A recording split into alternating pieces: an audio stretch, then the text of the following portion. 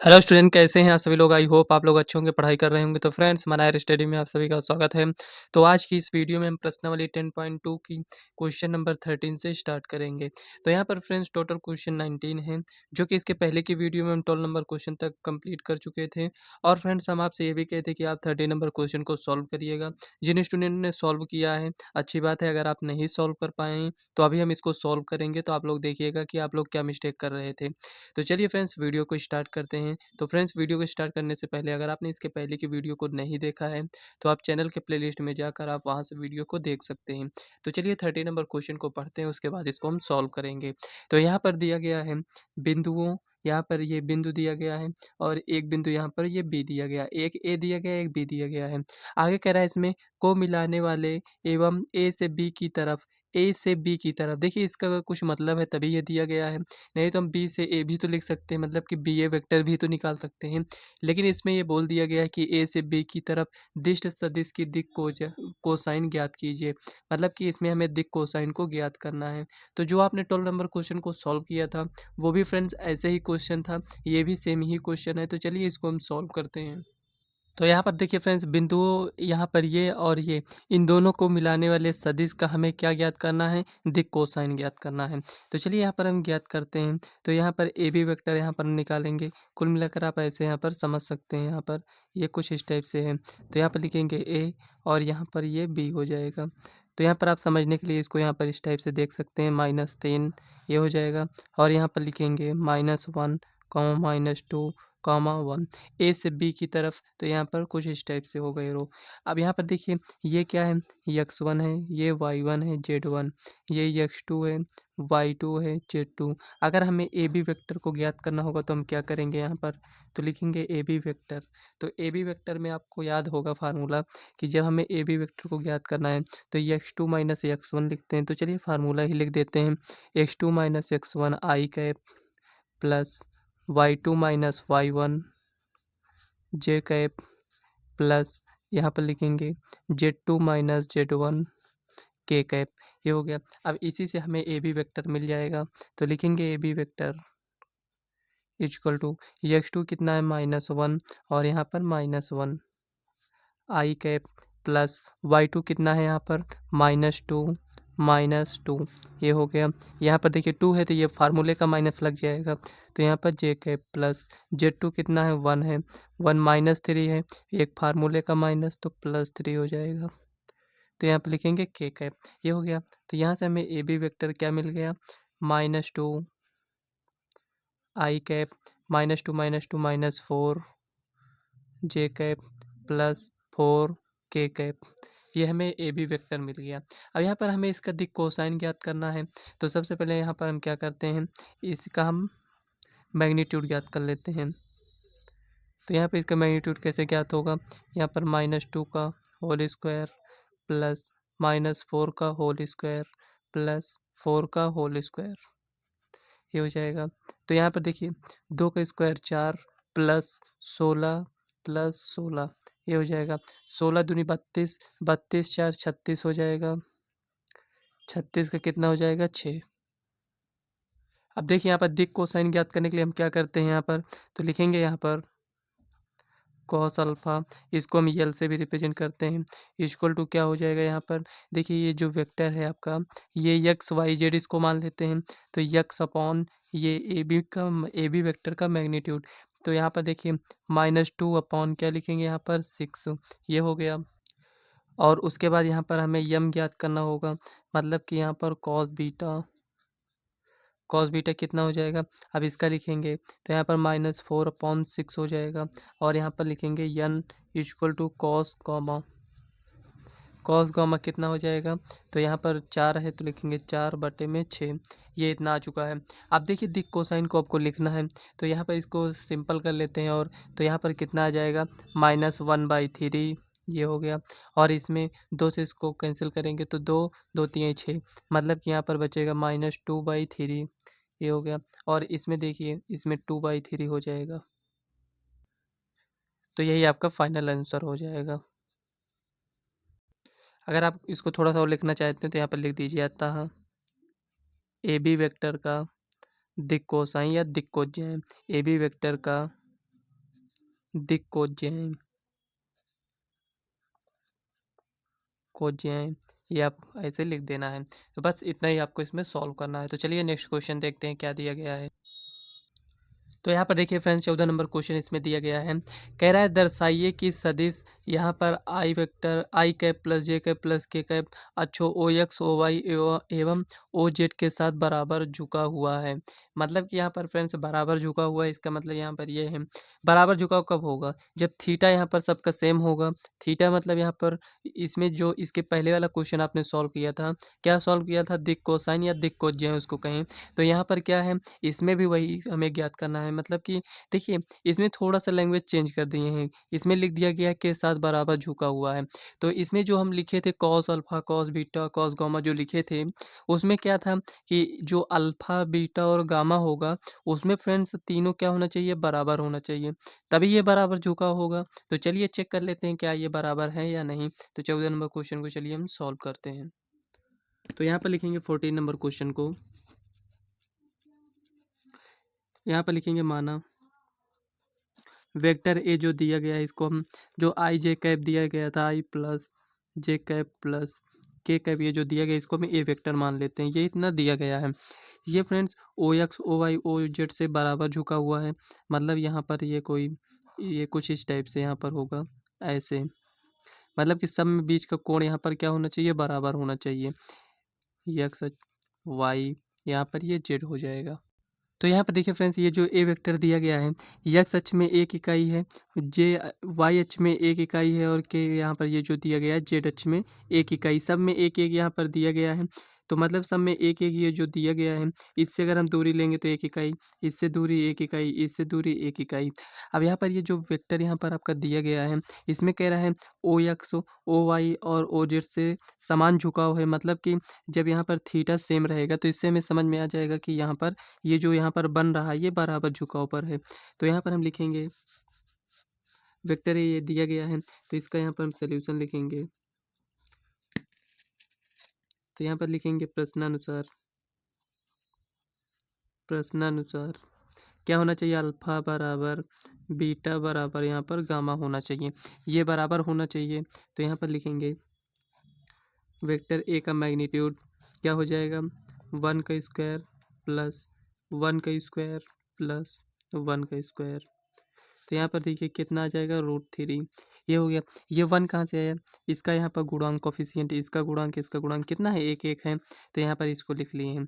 अब यहाँ पर लिखेंगे कॉस अल्फा इक्वल टू क्या होता है, 1/√3। ये हो गया। अल्फा अगर हम देखें तो यहाँ पर कितना हो जाएगा, कॉस इनवर्स 1/√3। ये हो गया। देखते हैं बीटा कितना आता है। तो यहाँ पर लिखेंगे कॉस बीटा इक्वल टू, यहाँ पर 1 है तो 1 लिखेंगे। देखिए यहाँ पर भी तो 1 है तो लिखेंगे 1/√3 इक्वल टू बीटा कितना हो जाएगा, कॉस इनवर्स 1/√3। ये हो गया। कॉस गामा देख लेते हैं, कॉस गामा कितना हो जाएगा, ये भी 1/√3 equal to gamma equal to यहाँ पर हो जाएगा कॉस इनवर्स, ये इस साइड आएगा तो इनवर्स हो जाएगा, तो 1/√3। तो यहाँ पर देखिए अल्फ़ा बीटा गामा क्या है, बराबर है। अल्फ़ा बराबर बीटा बराबर यहाँ पर गामा। तो यहाँ पर लिखेंगे आता है दिया गया सदिश अक्षों से बराबर झुकाव पर है, अक्षों से बराबर झुकाव पर है, झुकाव पर है।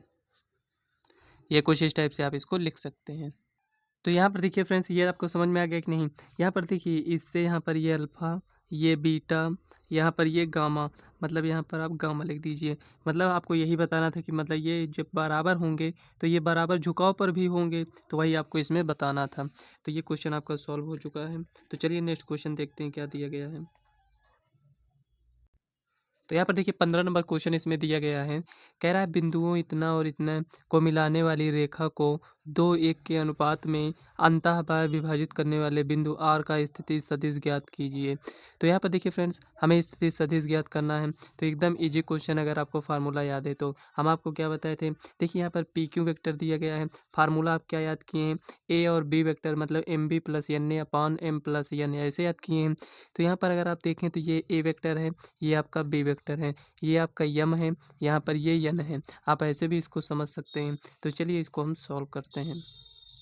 तो देखिए जिसमें P लिखा है उसको हम ए वेक्टर लिखते हैं। तो ए वेक्टर यहाँ पर क्या है, i vector plus 2j cap minus k cap. तो ये फ्रेंड्स कैप है, ठीक है ना, वेक्टर नहीं कैप है। तो यहाँ पर ये इतना हो गया, और यहाँ पर बी वेक्टर में लिखेंगे माइनस आई कैप, और यहाँ पर प्लस जे कैप, और यहाँ पर लिखेंगे प्लस के कैप। ये हो गया, ए बी वेक्टर मिल गया। अब यहाँ पर एम रेशियो एन दिया गया है, 2:1 दिया गया है, ये कुछ इस टाइप से दिया गया है। तो यहाँ पर हमें आर का स्थिति सदिश ज्ञात करना है। तो यहाँ पर लिखेंगे आर वेक्टर कुल मिलाकर हमें ज्ञात करना है, M B plus N A upon M plus N. ये वेक्टर है तो वेक्टर का साइन आपको लगाना होगा। ये इतना है, इसी में आप वैल्यू को रख दीजिए, आपका आंसर आ जाएगा। तो चलिए यहाँ पर रखते हैं जो भी लिखा है। यम कितना है, यहाँ पर 2 है। ये वेक्टर बी कहाँ पर है, ये है। तो यहाँ पर लिखेंगे माइनस आई कैप प्लस जे कैप प्लस के कैप, ये हो गया। प्लस एन कितना है, 1 है, और यहाँ पर इसको लिख लेना है। तो यहाँ पर लिखेंगे i cap plus 2j cap minus k cap, ये इतना हो गया। अब यहाँ पर बटे में क्या है, 2 + 1, ये हो गया। तो चलिए इसको आगे सॉल्व करते हैं। अब यहाँ पर देखिए इसको आगे हम सॉल्व करेंगे। तो यहाँ पर हम लिखेंगे आर वेक्टर इक्वल टू, यहाँ पर क्या हो जाए, 2 से इसमें गुणा करेंगे तो -2i कैप, ये हो जाएगा प्लस 2j कैप, और यहाँ पर प्लस 2k कैप, ये इतना हो गया। और यहाँ पर लिखेंगे plus i cap plus 2j cap minus k cap, ये इतना हो गया। बटे में यहाँ पर 3 हो जाएगा। इतना आपको समझ में आया कि नहीं। अब यहाँ पर देखिए इसको सॉल्व कर लीजिए सिंपल तरीके से। आई को आई के साथ यहाँ पर प्लस हो माइनस हो, उसी के अकॉर्डिंग यहाँ पर इसको हम सॉल्व करेंगे। -2 + 1 कितना हो जाएगा, -1। तो यहाँ पर माइनस आई कैप हो जाएगा। इसमें देखिए प्लस 4j कैप, ये हो जाएगा। अब इसको इससे यहाँ पर माइनस करेंगे तो यहाँ पर हो जाएगा प्लस के कैप, ये इतना हो गया। बटे में क्या है, 3 है, तो 3 लिख दीजिए। अगर आप इसी को थोड़ा सही से लिखना चाहते हैं तो यहाँ पर लिख दीजिएगा R vector equal to -1/3 I cap. देखिए जो 3 लिखा है ये सब का है, तो यहाँ पर लिखेंगे प्लस 4/3 जे कैप प्लस 1/3 के कैप, ये हो जाएगा। यही आपका फाइनल आंसर है। देखिए जो इसमें पी और क्यू लिखा था, इससे भी आप बना सकते थे, लेकिन यहाँ पर डायरेक्ट आपको यहाँ पर हम बता दिए कैसे आपको यहाँ पर सॉल्व करना है।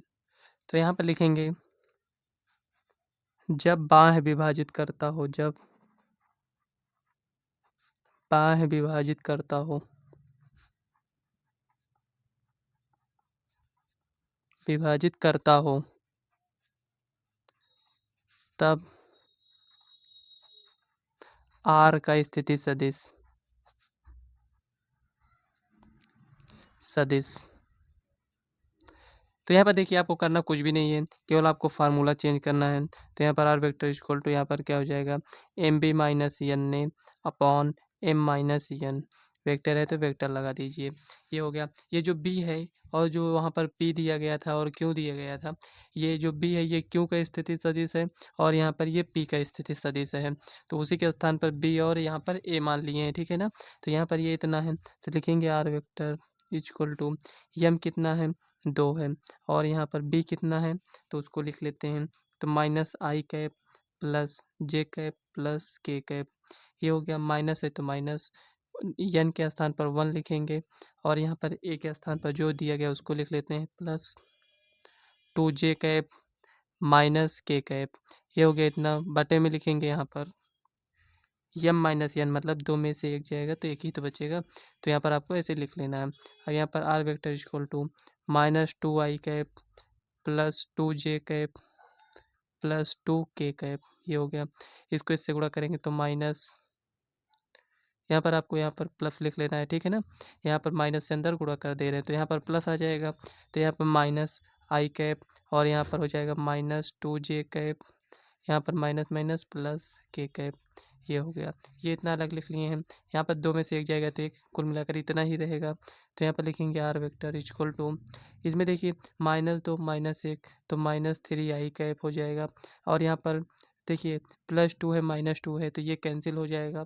अब यहाँ पर दो एक तीन, तो यहाँ पर लिखेंगे प्लस थ्री के कैप, ये हो गया। क्या इसको नहीं लिख सकते हैं? लिख सकते हैं। यहाँ पर आपको लिखना होगा जीरो जे कैप। तो यहाँ पर ये आपका फाइनल आंसर हो जाएगा। इस टाइप से आपको क्वेश्चन को सॉल्व करना है। तो चलिए नेक्स्ट क्वेश्चन देखते हैं क्या दिया गया है। अब यहाँ पर देखिए 16 नंबर क्वेश्चन इसमें दिया गया है। कह रहा है दो बिंदुओं P इतना दिया गया, क्यों यहाँ पर ये दिया गया है। कह रहा है को मिलाने वाले सदिश का मध्य बिंदु ज्ञात कीजिए। तो जो फ्रेंड्स ये मध्य बिंदु होता है ये इसी फार्मूले से बनता है जो M B plus N upon M plus N का फार्मूला लगाए थे, ये भी उससे बनता है। मध्य बिंदु में क्या होता है, जो रेशियो होता है वो 1:1 का हो जाता है। जैसे इसमें 2:1 दिया गया था तो इसमें 1:1 का हो जाता है। तो इसीलिए उसमें जो यहाँ पर बी और सॉरी फ्रेंड्स, यहाँ पर ये जो यम और यन मानते हैं तो ये दोनों सेम हो जाता है। तो इसलिए यहाँ पर यम और यन को हटा देते हैं, ए प्लस बी बटे में 2 लिख देते हैं। तो ये मध्य बिंदु का फार्मूला आपका बन जाता है। तो चलिए यहाँ पर इसको हम सॉल्व कर लेते हैं। इसका स्थिति सदिश लिखेंगे, इसका स्थिति सदिश, उसके बाद यहाँ पर 2 से भाग दे देंगे तो हमें यहाँ पर क्या मिल जाएगा, मध्य बिंदु। हमें मध्य बिंदु का सदिश मिल जाएगा। तो चलिए इसको हम सॉल्व करते हैं। तो यहाँ पर देखिए फ्रेंड, जैसे क्वेश्चन में दिया गया अगर उसके अकॉर्डिंग आप इसको सॉल्व करना चाहते हैं तो यहाँ पर लिखेंगे 1/2, जो बटे में 2 कह रहे थे यहाँ पर लिख दिए हैं। तो यहाँ पर आपको लिखना क्या है, पी का स्थिति सदिश, पी का स्थिति सदिश, सदिश ये हो गया, प्लस यहाँ पर लिखेंगे क्यू का स्थिति सदिश, क्यू का स्थिति सदिश, सदिश ये हो जाएगा। ये आपका फार्मूला बन चुका है। तो यहाँ पर 1/2 लिखेंगे। पी का स्थिति सदिश क्या होगा, जो बिंदु दिया गया है उसी में आई कैप जे कैप और के कैप को लगा दीजिए, ये बन जाएगा आपका। तो यहाँ पर प्लस 3 जे कैप हो जाएगा, प्लस 4 के कैप हो जाएगा। ये इतना बन गया, प्लस है तो प्लस लिख दीजिए। क्यों का स्थिति सदिश हमें लिखना है तो यहाँ पर हो जाएगा 4 आई कैप, और यहाँ पर दिया गया है जे कैप, और उसके बाद यहाँ पर -2 के कैप है। ये इतना हो गया। अब इसी को सॉल्व कर लीजिए, आपका आंसर आ जाएगा। तो यहाँ पर लिखेंगे 1/2, जो हमें मिलेगा यहाँ पर क्या मिलेगा, जो मध्य बिंदु होगा उसका यहाँ पर हमें सदिश मिल जाएगा। तो यहाँ पर अगर देखें तो 2 और यहाँ पर 4, 6 हो जाएगा, 6 आई कैप, और इसको यहाँ पर ऐड करेंगे तो +4 जे कैप हो जाएगा। और यहाँ पर इसमें से इसको अगर देखें तो 2 हो जाएगा, तो +2 के कैप। 2 से इसमें भाग कर दीजिए तो यहाँ पर हमें कितना मिलेगा, 3 मिलेगा, 3 आई कैप +2 जे कैप, और यहाँ पर प्लस यहाँ पर के कैप। 2 से इसमें भाग करेंगे तो ये हमें इतना मिलेगा। तो यहाँ पर इसको हम क्या मान लेते हैं, आर वेक्टर मान लेते हैं, ठीक है ना। तो यहाँ पर ये आर वेक्टर मिलेगा, कुछ इस टाइप से यहाँ पर बनेगा। ऐसे आप समझ सकते हैं, जैसे ये पी है, ये क्यों है, इसका स्थिति सदिश यहाँ पर है, इसका स्थिति सदिश यहाँ पर है, और इसका मध्य बिंदु यहाँ पर, ये कुछ इस टाइप से हो जाएगा। ये हो गया। अब यहाँ पर आप समझ सकते हैं कि आर वेक्टर हमें इसको ज्ञात करना था, इसी को हमें ज्ञात करना है मध्य बिंदु। ये 1:1 में है, ये कुछ इस टाइप से समझ में आया आपको। यहाँ पर ये क्या है, आपका मूल बिंदु हो जाएगा। तो यही फ्रेंड्स आपका फाइनल आंसर है, यहाँ पर आपको आंसर लिख देना है। तो चलिए नेक्स्ट क्वेश्चन देखते हैं क्या दिया गया है, उसको सॉल्व करते हैं। तो 17 नंबर क्वेश्चन, तो यहाँ पर देखिए ये 17 नंबर क्वेश्चन इसमें दिया गया है। कह रहा है दर्शाइए कि बिंदु ए बी और सी जिनके स्थिति सदिश क्रमशः, यहाँ पर ये स्थिति सदिश दिए गए हैं। वेक्टर ए दिया गया है, वेक्टर बी और वेक्टर सी यहाँ पर दिया गया है। तो कह रहा है एक समकोण त्रिभुज के शीर्ष का निर्माण करते हैं। मतलब कि यहाँ पर ये जो वेक्टर यहाँ पर ये सब दिए गए हैं, और त्रिभुज कौन सा है, ए बी सी है। तो मतलब कि यहाँ पर आपको सिर्फ इतना बताना है कि जो यहाँ पर त्रिभुज बनेगा ए बी सी, ये एक समकोण त्रिभुज बनेगा। तो चलिए यहाँ पर इसको चेक करते हैं कि क्या ये बनेगा कि नहीं बनेगा। तो यहाँ पर हमें चेक करना है, तो चलिए यहाँ पर हम इसको बना ही लेते हैं कुछ इस टाइप से। ये यहाँ पर ये बना लिए हैं। तो यहाँ पर इसको ए नेम दे देते हैं, इसको बी, यहाँ पर इसको हम सी नेम दे देते हैं। अब यहाँ पर देखिए इसको हम कैसे सॉल्व करेंगे, इसको आपको समझना है। जो वेक्टर दिया गया उसको हम पहले लिख लेते हैं। तो यहाँ पर वेक्टर ए दिया गया है 3 आई कैप -4 जे कैप और -4 के कैप, ये हो गया। और बी वेक्टर को यहाँ पर लिखते हैं। तो यहाँ पर हो जाएगा 2 आई कैप -जे कैप प्लस के कैप, ये हो गया। यहाँ पर सी वेक्टर को लिखते हैं। तो सी वेक्टर क्या हो जाएगा, लिखेंगे आई कैप -3 जे कैप, और यहाँ पर दिया गया है -5 के कैप। अब देखिए इसमें हमने अगर दूरी अगर हमें यहाँ पर ज्ञात करना होता तो इसको हम ज्ञात कर लेते, लेकिन यहाँ पर हम वेक्टर पढ़ रहे हैं। तो यहाँ पर देखिए ए बी, अगर हमें यहाँ पर ए बी वेक्टर अगर हमें ज्ञात करना होगा तो हम कैसे ज्ञात करेंगे ये समझिए। तो यहाँ पर ए बी वेक्टर को ज्ञात करने के लिए यहाँ पर बी का स्थिति सदिश लिखना होगा और यहाँ पर ए का स्थिति सदिश। तो यहाँ पर लिख देते हैं बी का स्थिति सदिश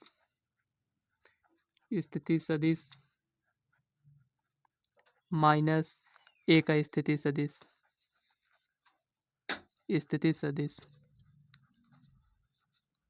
ये हो गया। समझ में आया यहाँ पर क्या कर रहे हैं। तो यहाँ पर ये इतना जो है यहाँ पर इसको हम ज्ञात करेंगे। जब मैग्नीट्यूड ज्ञात करेंगे ए बी का तो हमें यहाँ पर ये ज्ञात हो जाएगा। तो ए बी अगर हमें वेक्टर को ज्ञात करना होगा तो बी का स्थिति सदिश लिखना होगा और माइनस ए का स्थिति सदिश। अगर हमें यहाँ पर बी सी का ज्ञात करना हो तो सी का स्थिति सदिश माइनस बी का। यहाँ से आप इसको समझ लीजिए कि ए है और यहाँ पर ये बी है, जो बाद में आता है उसको यहाँ पर हम पहले लिखते हैं बी का स्थिति सदिश माइनस ए का स्थिति सदिश। क्या ये दिया गया है? तो आप कहेंगे दिया गया है। तो चलिए यहाँ पर लिख लेते हैं पी का स्थिति सदिश क्या दिया गया है, यहाँ पर ये दिया गया है। तो लिखेंगे बी वेक्टर माइनस ए वेक्टर, ये हो जाएगा। तो बी कितना है यहाँ पर लिखेंगे 2i कैप माइनस जे कैप प्लस के कैप, ये इतना हो गया। माइनस ए कितना है यहाँ पर 3i cap 4j cap minus 4k cap. अब इसको आगे सॉल्व कर लीजिए। तो 2 और यहाँ पर 3, मतलब कि यहाँ पर माइनस आई कैप। इतना फास्ट कैलकुलेशन आपको करना आना चाहिए, क्योंकि इसमें कुछ भी नहीं कर रहे हैं। ये माइनस है, माइनस 3 में से 2 जाएगा तो माइनस ही तो आएगा। अब यहाँ पर देखिए 4 है और यहाँ पर क्या है ये, तो माइनस माइनस ये तो प्लस हो जाएगा। तो ये 4 हो गया, 4 में से 1 जाएगा, कितना बचेगा 3। तो यहाँ पर लिखेंगे +3j कैप, ये हो गया।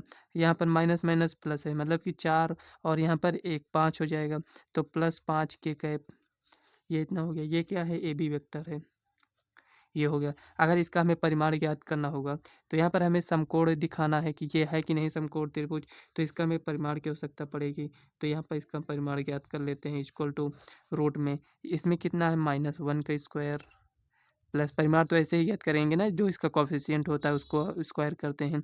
तो यहाँ पर लिखेंगे 3 का स्क्वायर प्लस 5 का स्क्वायर इक्वल टू, यहाँ पर सॉल्व करते हैं तो यहाँ पर 1 आता है, +9 प्लस 25, 25 10 35, तो यहाँ पर कुल मिलाकर 35 मिल गया हमें। यहाँ पर 35 मिला है तो इसका स्क्वायर कर रहे हैं हम। हो सकता है फ्रेंड्स आपको अब भी यहाँ पर ना समझ में आया हो कि यहाँ पर हम कर क्या रहे हैं, तो थोड़ा सा आप समझ लीजिए, नहीं तो क्वेश्चन को सॉल्व करते जाएंगे और आपको समझ में नहीं आएगा। देखिए फ्रेंड्स, जब हमें यहाँ पर इसकी दूरी ज्ञात होता है, इसकी दूरी मान लेते हैं ये 3 है, ये 4 है, ये कितना होता है 5 हो जाता है। ऐसे आप समझिए, यहाँ पर जब पाइथागोरस प्रमेय लगाते हैं तो इसका मैग्नीट्यूड हमें कितना मिलता है 3, तो इसका मैग्नीट्यूड यहाँ पर 3 है, तो इसका क्या करते हैं स्क्वायर, तो 3 का स्क्वायर कितना हो जाता है 9। यहाँ पर 4 होता है तो 4 का स्क्वायर कितना करते हैं, यहाँ पर 16 हो जाता है, तो जब इसको ऐड करते हैं तो इसका हम रूट लेते हैं तो ये हमें मिल जाता है। तो वही फ्रेंड्स इसमें भी आपको करना है। तो यहाँ पे इसका मैग्नीट्यूड यहाँ पर कितना है √35 है, तो इसका हम स्क्वायर करेंगे। तो यहाँ पर लिखेंगे ए बी का यहाँ पर स्क्वायर, मैग्नीट्यूड का यहाँ पर स्क्वायर करना है। तो यहाँ पर √35 का स्क्वायर करेंगे तो यहाँ पर कितना मिलेगा हमें, यहाँ पर 35 मिलेगा। तो यहाँ पर ये इतना मिल चुका है। अब यहाँ पर हम क्या करेंगे, ए सी को ज्ञात कर लेते हैं। यहाँ पर ए सी हमें ज्ञात करना होगा, तो जैसे ए बी ज्ञात किए वैसे ए सी हम ज्ञात कर लेंगे। तो यहाँ पर लिखेंगे ए सी, तो चलिए यहाँ पर हम डायरेक्ट लिख लेते हैं क्योंकि इसके पहले हम लिखे थे। तो ए सी का स्थिति सदिश यहाँ पर लिखेंगे, तो सी का वेक्टर यहाँ पर जो भी दिया गया उसको लिख लेते हैं, -3j कैप और यहाँ पर -5k कैप, ये इतना हो गया। माइनस और यहाँ पर ए का यहाँ पर लिखेंगे तो 3i कैप हो जाएगा, -4j कैप -4k कैप। थोड़ा लेंथी क्वेश्चन है, आपको ध्यान से समझना है, आपके एग्जाम में भी आ सकता है। तो यहाँ पर ये इतना दिया गया है। तो ए सी अगर हमें वेक्टर को ज्ञात करना है तो देखिए -3 और यहाँ पर +1 है, तो कितना हो जाएगा -2i कैप, ये हो गया। और यहाँ पर देखिए माइनस माइनस प्लस हो जाएगा, तो 4 में से 3 जाएगा तो 1 बचेगा, तो यहाँ पर लिखेंगे +j कैप, ये हो गया। माइनस माइनस प्लस, तो यहाँ पर 4 और यहाँ पर -5, तो -k कैप हो जाएगा, ये इतना हो गया। तो लिखेंगे यहाँ पर A C vector equal to -2i cap +j cap -k cap, ये हो गया। अब देखिए यहाँ पर इसका हमें क्या ज्ञात करना है, मैग्नीट्यूड ज्ञात करना है। तो लिखेंगे ए सी वेक्टर का यहाँ पर हमें मैग्नीट्यूड इसका ज्ञात करना है। तो मैग्नीट्यूड कैसे ज्ञात करते हैं, -2 का स्क्वायर +1 का स्क्वायर -1 का स्क्वायर, ये हो गया, इक्वल टू 2 का स्क्वायर 4 और इसका स्क्वायर 1 और 1, 4 5 1 6 √6, ये इतना आ गया। इसका हम स्क्वायर निकाल लेते हैं। कहीं न कहीं फ्रेंड्स यहाँ पर हम क्या कर रहे हैं, यहाँ पर हम इसका यहाँ पर स्क्वायर ज्ञात करेंगे, तो पाइथागोरस प्रमेय हमें आगे लगाना है, तो इसीलिए यहाँ पर यहीं पर हम इसको निकाल रहे हैं, क्योंकि हमें आगे भी इसको निकालना पड़ेगा, तो इसीलिए यहीं पर आप इसको निकालिए कितना आता है। तो यहाँ पे इसका स्क्वायर कर देंगे तो √6 का स्क्वायर इक्वल टू कितना हो जाएगा, यहाँ पर 6 हो जाएगा, ये इतना आ गया। अब यहाँ पर एक और बचा है, क्या है यहाँ पर, अब हमें यहाँ पर BC ज्ञात करना है, तो चलिए BC निकालते हैं यहाँ पर, BC। तो यहाँ पर BC, तो B को यहाँ पर पहले C को लिखेंगे, तो यहाँ पर हो जाएगा I cap -3J cap -5K cap, एक मिनट, ये इतना हो गया। C का स्थिति सदिश माइनस B का स्थिति सदिश, तो यहाँ पर हो जाएगा 2I cap -J cap +K cap, ये इतना हो गया। तो यहाँ पर देखिए 2 में से एक जाएगा तो एक बचेगा, तो -I कैप, और यहाँ पर माइनस माइनस प्लस हो जाएगा, प्लस और ये माइनस, मतलब कि एक में से माइनस दे, मतलब कि -2J कैप, ये हो गया। आपको यहाँ पर मिस्टेक नहीं करना है, ध्यान से इसको करना है, ठीक है ना। तो यहाँ पर माइनस हो जाएगा, ये -5, मतलब कि -6K कैप हो जाएगा। तो यहाँ पर लिखेंगे BC। अब BC का यहाँ पर मैग्नीट्यूड ज्ञात कर लेते हैं। जब तक हमें मैग्नीट्यूड नहीं ज्ञात होगा इसका हम स्क्वायर नहीं ज्ञात कर पाएंगे। तो -1 का स्क्वायर, और यहाँ पर ये हो जाएगा -2 का स्क्वायर, ये हो गया प्लस, यहाँ पर भी प्लस, -6 का स्क्वायर। अब इसको सॉल्व करते हैं, तो 1 और यहाँ पर 4, 4 1 5 हो जाएगा, ये 36, 36 5 कितना हो जाएगा, 41, तो ये इतना आ गया। तो यहाँ पर लिखेंगे BC वेक्टर का होल स्क्वायर इक्वल टू, यहाँ पर क्या हो जाएगा, √41 का होल स्क्वायर इक्वल टू, यहाँ पर कितना आया, 41 आया। तो यहाँ पर देखिए हमें समकोण चेक करना है, तो चलिए चेक करते हैं। तो यहाँ पर लिखेंगे त्रिभुज ABC है, तो यहाँ पर लिखेंगे पाइथागोरस प्रमेय से, पाइथागोरस प्रमेय से क्या होना चाहिए, AB का स्क्वायर प्लस AC का स्क्वायर, यहाँ से आप देखिए यहाँ पर, तो AC का स्क्वायर किसके बराबर होना चाहिए, BC के स्क्वायर के, BC के स्क्वायर के। तो आप जानते हैं फ्रेंड्स कि ये जो यहाँ पर इसको इस टाइप से लिखे हैं, इसको केवल हम ऐसे भी तो लिख सकते हैं, BC ऐसे लिख सकते हैं, ये वही लिखा है। तो देखिए AB के स्क्वायर यहाँ पर कितना आया है, तो यहाँ पर देखिए इधर एक मिनट फ्रेंड्स, AB के स्क्वायर कितना आया है, 35 आया है। AC कितना आया है, यहाँ पर 6 आया है, तो +6 इक्वल टू BC का स्क्वायर कितना है, 41, तो यहाँ पर लिखेंगे 41 इक्वल टू 41, तो यहाँ पर लिखेंगे आता, देखिए बराबर आ गया, बराबर नहीं आता तो हम कहते हैं यहाँ पर ये समकोण नहीं बन रहा है। तो यहाँ पर लिखेंगे त्रिभुज ABC एक समकोण त्रिभुज है, समकोण त्रिभुज है, ये हो गया। देखिए फ्रेंड्स यहाँ पर हमें इसके स्क्वायर की आवश्यकता पड़ी, इसीलिए फ्रेंड्स जब हम उसको सॉल्व कर रहे थे तो वहीं पर हम इसका स्क्वायर निकाले थे, क्योंकि यहाँ पर हमें दोबारा यहीं पर उसी को लिखना पड़ता है, इसीलिए वहीं पर आपको निकालना है। ये तब आप कर पाएंगे जब आप एक बार क्वेश्चन को सॉल्व किए रहेंगे तब। तो चलिए नेक्स्ट क्वेश्चन देखते हैं, ऑब्जेक्टिव टाइप का क्वेश्चन दिया गया है। तो यहाँ पर देखिए फ्रेंड्स 18 नंबर क्वेश्चन यहाँ पर दिया गया है। इसको स्टूडेंट क्या करते हैं फ्रेंड्स, यहाँ पर फिगर देखते हैं और इस क्वेश्चन को रट लेते हैं। आपको रटना नहीं है, यहाँ पर समझना है, क्योंकि जब इसको आप समझ लेंगे तो इसके अकॉर्डिंग जितने भी मतलब इससे रिलेटेड जितने भी क्वेश्चन बनेंगे उसको भी आप सॉल्व कर लेंगे। लेकिन अगर आप यहीं पर इसको रट लेंगे, रटने का मतलब फ्रेंड्स यहाँ पर ये हो जाता है कि आपका कॉन्सेप्ट क्लियर नहीं है। तो यहाँ पर चलिए इसको हम सबको समझेंगे। यहाँ पर देखिए इसमें क्या कह रहा है, कथन सत्य नहीं है, एक कथन ऐसा है जो सत्य नहीं है, मतलब कि 3 इसमें सही दिए गए हैं, एक यहाँ पर गलत दिया गया है, उसी को हमें यहाँ पर बताना है। तो चलिए यहाँ पर इसको हम समझते हैं, इसको बनाएंगे और इसको यहाँ पर हम समझेंगे। तो यहाँ पर देखिए फ्रेंड्स ये 18 नंबर क्वेश्चन है, तो फ्रेंड्स ये 5 सेकंड का आंसर, इसमें चाहते तो यहाँ पर डायरेक्ट टिक लगाकर इसमें आगे बढ़ सकते थे, लेकिन फ्रेंड्स यहाँ पर आपको थोड़ा सा समझना होगा। अगर यहाँ पर आप इसको समझ लेते हैं तो समझ लीजिए फ्रेंड्स इस टाइप के जितने भी क्वेश्चन होंगे उसका आपको कॉन्सेप्ट क्लियर हो जाएगा। तो यहाँ पर ऑप्शन ए को हम चेक कर लेते हैं क्या ये सही है। तो यहाँ पर हम आपको बताएं कि AB और BC को अगर हम ऐड करेंगे तो हमें क्या मिलेगा, AC मिलेगा, लेकिन यहाँ पर इसका अपोजिट दिया गया है। तो चलिए इसको हम चेक कर लेते हैं। तो यहाँ पर आपसे ये भी बताएं कि AB वेक्टर हो जाएगा प्लस यहाँ पर B C vector equal to हमें क्या देता है, ए सी वेक्टर देता है। लेकिन यहाँ पर सी ए लिखा है, अगर हमें सी ए लिखना है तो यहाँ पर देखिए जो ए सी हम लिखते थे यहाँ पर, अगर उसको हमें सी ए वेक्टर के रूप में लिखना है तो देखिए इसको यहाँ पर ये सी ए लिखने का मतलब ये हुआ कि इसका डायरेक्शन हम चेंज कर दिए हैं। तो डायरेक्शन चेंज करने का मतलब यहाँ पर माइनस, ए सी ना लिख कर हम सी ए लिख रहे हैं, ए सी ना लिख कर सी ए लिख रहे हैं तो यहाँ पर माइनस हो जाएगा। तो यहाँ पर ये हो जाएगा A B vector plus B C vector, इसको इस साइड लेकर आएंगे तो प्लस में हो जाएगा सी ए वेक्टर इक्वल टू यहाँ पर जीरो वेक्टर। देखिए ये यहाँ पर जो भी लिखा था यहाँ पर ये इतना आ चुका है, समझ में आया, इसका मतलब ये सही है। चलिए बी ऑप्शन को यहाँ पर हम चेक कर लेते हैं। बी ऑप्शन आपका दिया गया है ए बी वेक्टर, ये हो गया, प्लस यहाँ पर बी सी वेक्टर, केवल माइनस से आपको ये ध्यान देना है कि इसका डायरेक्शन चेंज हुआ है। जैसे यहाँ पर बी सी लिखा है, इसको अगर हम सी बी लिख देंगे तो यहाँ पर माइनस आ जाएगा, ये आपको यहाँ पर ध्यान देना है बस। यहाँ पर लिखा है minus A C vector equal to यहाँ पर जीरो वेक्टर। तो चलिए इसको हम चेक कर लेते हैं ये कह क्या रहा है। यहाँ पर लिखा है ए बी वेक्टर प्लस यहाँ पर ये B C vector, A B और बी सी जब ऐसे जाएगा तो यहाँ से हमें क्या मिलेगा, ए सी वेक्टर मिलेगा। ये हो गया, ए सी वेक्टर मिलेगा तो यहाँ पर लिखेंगे A B vector plus B C vector, इसको हम पक्षांतर करेंगे इस साइड लेकर आएंगे तो minus A C vector equal to यहाँ पर जीरो वेक्टर। देखिए फ्रेंड्स ये हमें वही मिल चुका है। कुल मिलाकर देखिए जो भी लिखा है यहाँ पर, अगर आप इसको सॉल्व करते तो कैसे सॉल्व करते, ए बी और बी सी को ऐड करते तो हमें क्या मिलता है, ए सी मिलता। लेकिन यहाँ पर ये कुछ इस टाइप से दिया गया है, तो इस टाइप हम लिख कर इसको चेक करेंगे क्या ये सही है। देखिए जब इसको यहाँ पर हम पक्षांतर किए तो ये सेम उसी टाइप से आ गया, इसका मतलब बी भी आपका ऑप्शन सही है। तो चलिए सी में चेक कर लेते हैं।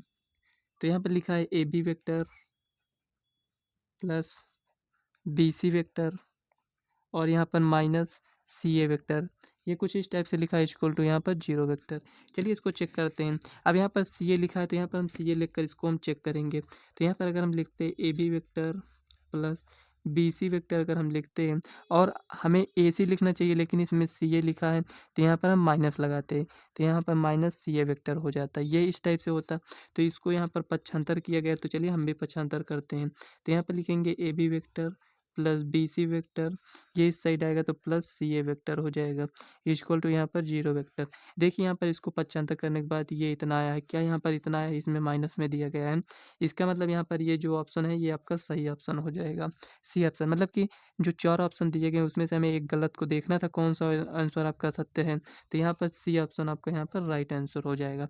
अगर आप डी को चेक करना चाहते हैं तो चलिए डी को भी चेक कर लेते हैं। यहाँ पर ये हो जाएगा A B vector minus C B vector plus C A vector equal to यहाँ पर जीरो वेक्टर, ये कुछ इस टाइप से यहाँ पर दिया गया है। देखिए यहाँ पर ए बी अगर हम इसको ऐड करेंगे, देखिए ये सही है कि नहीं इसको चेक कर लेते हैं। तो यहाँ पर लिखेंगे ए बी वेक्टर, ये हो गया। अब यहाँ पर लिखेंगे B C vector equal to यहाँ पर हमें क्या मिलेगा, माइनस सी ए वेक्टर। इसको अगर इस टाइप से लिखते हैं तो ये इतना हो गया। अब इसको हम पक्षांतर करते हैं तो लिखेंगे ए बी वेक्टर, यहाँ पर बी सी लिखा गया और इसको हम सी बी लिखेंगे तो यहाँ पर माइनस लगाएंगे तो यहाँ पर सी बी वेक्टर, इसको इस साइड लेकर आएंगे तो plus C A vector equal to zero vector. देखिए सेम आ चुका है। अगर आप इसको चेंज करेंगे ए बी को बी ए लिखेंगे तो माइनस आपको लगाना पड़ेगा। यहाँ पर ये आपको समझना चाहिए कि यहाँ पर जैसे ये बी सी लिखा है तो ये जो ऊपर साइड है इसको नीचे के साइड में उतना ही इसका मैग्नीट्यूड होना चाहिए। इसको कुछ इस टाइप से यहाँ पर बना दिया गया है, ऐसे ऐसे कर कर यहाँ पर बनाए हैं। तो दिशा ऊपर की तरफ थी, इसको नीचे की तरफ किए हैं तो वही यहाँ पर माइनस लगा देते हैं। तो समझ में आ गया होगा फ्रेंड्स। तो चलिए 19 नंबर क्वेश्चन देखते हैं क्या दिया गया है। तो यहाँ पर देखिए फ्रेंड्स ये 90 नंबर क्वेश्चन इसमें दिया गया है। यदि वेक्टर ए और वेक्टर बी दो संरेख सदिश हैं, क्या है, संरेख सदिश हैं, तो निम्नलिखित में से कौन सा कथन सही नहीं है। जो इसके पहले में दिया गया था उसमें भी यही कह रहा था सत्य नहीं है, मतलब सही नहीं है।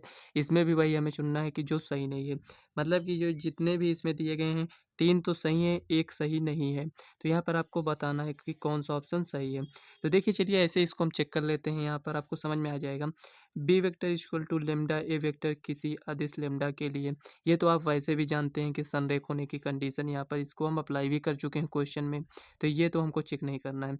यहाँ पर आ जाते हैं vector A equal to plus minus vector B, यहाँ पर ये भी सही है। क्यों सही है थोड़ा समझ लीजिए। यहाँ पर ये जो प्लस माइनस है इसमें अगर 1 लिख देंगे मतलब कि लेमडा की वैल्यू प्लस माइनस हो सकती है प्लस माइनस में। जैसे यहाँ पर लेमडा की वैल्यू क्या हो सकती है, कुछ भी हो सकता है, तो यहाँ पर भी प्लस माइनस लेमडा की वैल्यू हो सकती है। तो ये भी आपका यहाँ पर सही हो जाएगा। समझ में आया या फिर आपको थोड़ा सा और डिटेल में बताना पड़ेगा? देखिए इसमें आपको कुछ भी नहीं करना है, केवल यहाँ पर ये चेक करना है कंडीशन बन रही है कि नहीं, सनडे की कंडीशन बननी चाहिए। तो यहाँ पर केवल लेमडा नहीं है, इससे आपको नहीं समझ में आ रहा होगा, प्लस माइनस तो दिया गया है ना, तो कोई भी वैल्यू हो सकती है प्लस माइनस में, वो लेमडा का मान होगा, तो ये आपका यहाँ पर सही हो जाएगा। सी को देख लेते हैं, कह रहा है वेक्टर ए और वेक्टर बी के क्रमागत घटक, जो क्रमागत घटक हैं वो समानुपाती नहीं है। तो फ्रेंड्स ये वाला आपका ऑप्शन यहाँ पर ये रॉन्ग है, मतलब कि ये जो कह रहा है 19 में, यही ऑप्शन आपका सही हो जाएगा, सी ऑप्शन इसमें सही होगा। और इसमें देख लेते हैं इसको, दोनों सदिश ए तथा बी की दिशा समान है परंतु परिमाण भिन्न है। तो यहाँ से थोड़ा इसको भी समझ लेते हैं। देखिए फ्रेंड्स 19 का सी क्यों नहीं सही है, यहाँ पर कह रहा है जो A1/A2 का अनुपात है वो B1/B2 और C1/C2 के अनुपात के बराबर नहीं है। अगर ये बराबर होगा तो संरेख होगा, मतलब इसका अनुपात बराबर होगा तभी संरेख होगा। इसमें कह रहा है जो इसका अनुपात होगा वो अनुपात ये बराबर नहीं होगा, तो यहाँ से तो ये आपका ये रॉन्ग हो जाता है। तो वही हमें बताना भी था कि सत्य कौन सा नहीं है, तो ये सी ऑप्शन हो जाएगा। डी में समझ लेते हैं, कह रहा है दिशा समान है, तो ठीक है इसकी दिशा यहाँ पर है। परिमाण भिन्न है, ठीक है परिमाण भिन्न है, तो क्या ये संरेख नहीं होंगे, होंगे। तो यहाँ पर दिशा समान होनी चाहिए, परिमाण कितना भी हो उससे मतलब नहीं है यहाँ पर, तो संरेख ये भी हो जाएगा। ए बी ऑप्शन भी संरेख होगा, तो यहाँ पर सी नहीं होगा। अगर आप भी कोई भी डाउट बचता है तो फ्रेंड्स आप कमेंट बॉक्स में कमेंट कर सकते हैं। तो फ्रेंड्स ये आपकी एक्सरसाइज कंप्लीट हो चुकी है। इसके बाद की वीडियो में फ्रेंड्स हम 10.3 को कंप्लीट करेंगे। तो फ्रेंड्स आज की ये वीडियो कैसे लगे कमेंट बॉक्स में ज़रूर बताइएगा। वीडियो पसंद आए तो वीडियो को लाइक और चैनल को सब्सक्राइब कर लीजिएगा, ताकि आने वाली वीडियो का नोटिफिकेशन आप तक सबसे पहले पहुंचे। तो चलिए फ्रेंड्स मिलते हैं नेक्स्ट वीडियो में, तब तक के लिए बाय।